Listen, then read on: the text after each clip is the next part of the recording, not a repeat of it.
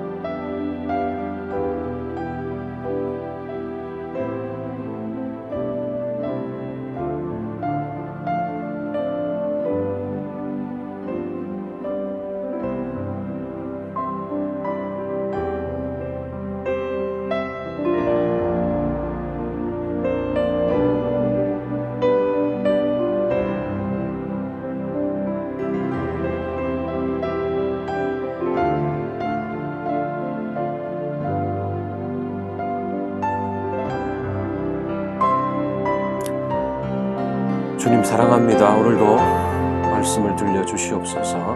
예수님의 이름으로 기도하옵나이다. 아멘.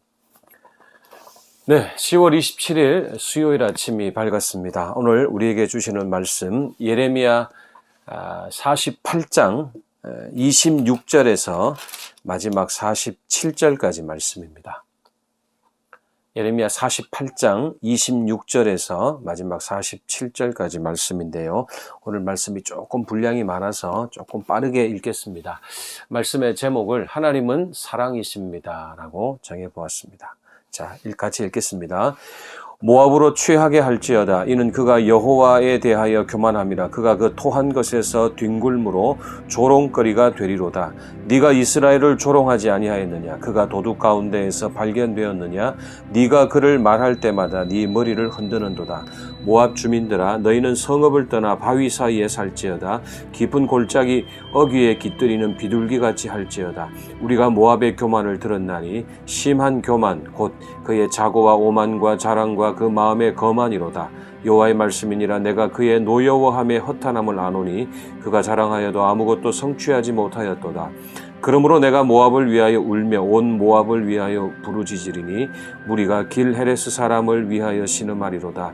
신마의 포도나무여, 너의 가지가 바다를 넘어 야셀 바다까지 뻗었더니 너의 여름 과일과 포도 수확을 탈취하는 자가 나타났으니 내가 너를 위하여 울기를 야셀이 우는 것보다 더하리로다.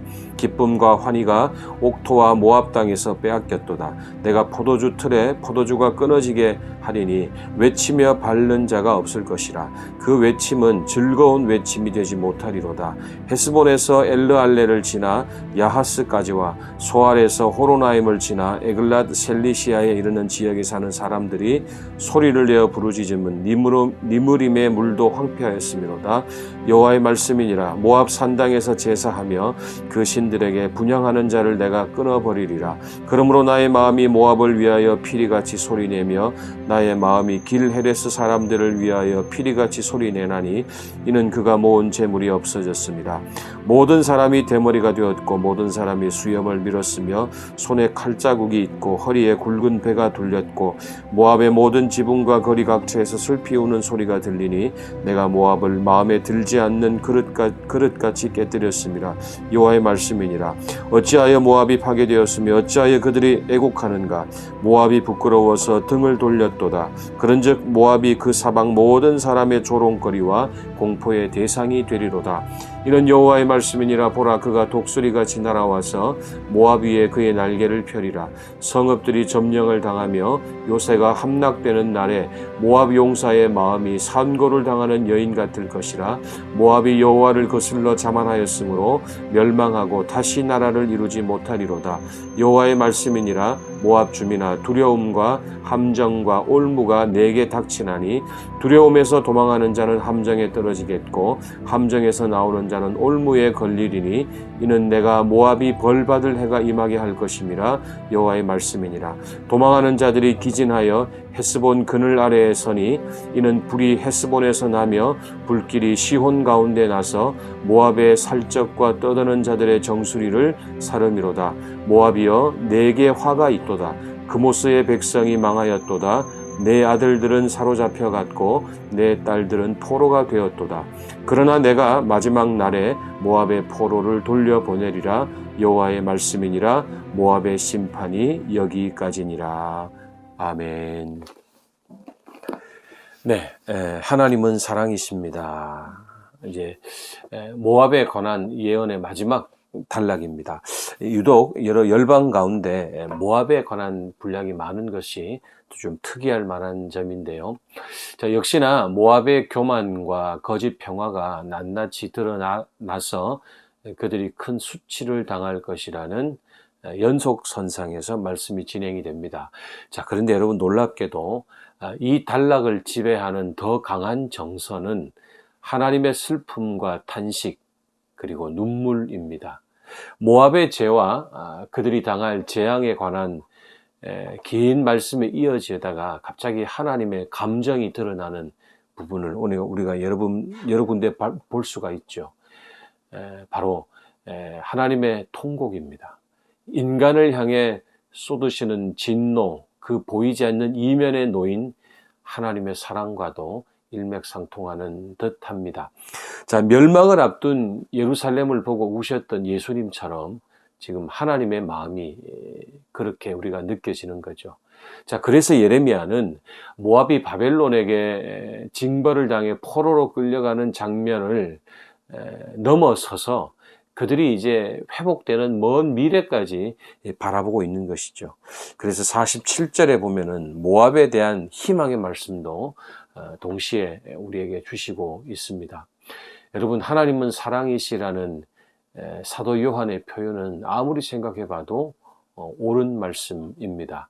성부와 성자, 성령의 영원한 삼위의 관계 안에 계시는 하나님은 존재의 방식 자체가 사랑입니다. 자, 그래서 하나님은 우리에게 공의를 요구하시면서도 진노하실 때에 사랑하시기를 멈추지 않으신다는 것. 이게 하나님의 속성이고 하나님의 성품입니다. 변하지 않는 하나님의 마음입니다. 다만 하나님의 백성들이 가지는 신앙적인 위험 중 하나가 무엇인가?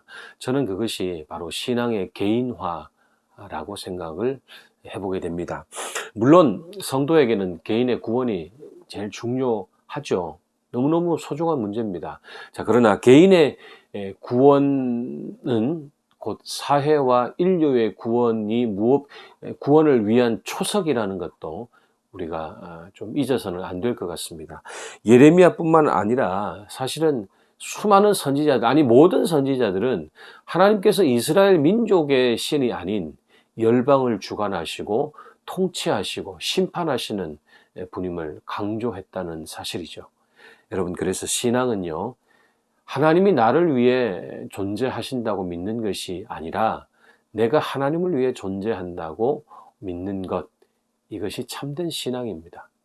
다시 한번 중요하니까요. 여러분, 신앙은 하나님이 나를 위해 존재한다는 거 믿는 거 아니에요. 우리가 그렇게 믿을 때 근본주의가 나오고 배타주의가 나오고 그래서 전쟁이 나고 그러는 거예요. 오히려 내가 하나님을 위해 존재한다고 믿는 것이 정말 신앙의 바른 이해와 출발점이라는 것이죠. 하나님은 개인의 하나님이시며 또한 온 우주의 하나님이시라는 것 잊지 마시고, 그래서 하나님은 사랑이시라는 것 꼭 기억하시고 오늘도 세상에 사시면서 하나님이 사랑이시라는 것, 그래서 하나님의 자녀인 나도 사랑으로 살아야 된다는 것 기억하시는 하루가 되시길 바랍니다. 자, 두 가지 기도 제목인데, 첫 번째는 주님, 저와 이 땅의 교회, 또 이 세상을 향한 주님의 눈물을 기억하고 그 마음을 품고 살기를 원합니다. 우리 하나님의 마음을 우리 기억하면서 기도하겠습니다. 두 번째는 이제 단계적 일상회복의 과제가 우리 사회에 주어졌는데 큰 혼란 없이 잘 정착되게 해주시고 또 중증 환자들이 속출하지 않도록 주님 은혜를 베풀어 주옵소서. 우리 그래서 예전으로야 돌아갈 수 없겠지만은 그러나 일상의 회복을 우리가 사모하면서 그렇게 우리 함께 기도하시고, 오늘도 나의 기도를 기다리는 분들 생각하면서 함께 기도하시겠습니다. 기도합니다.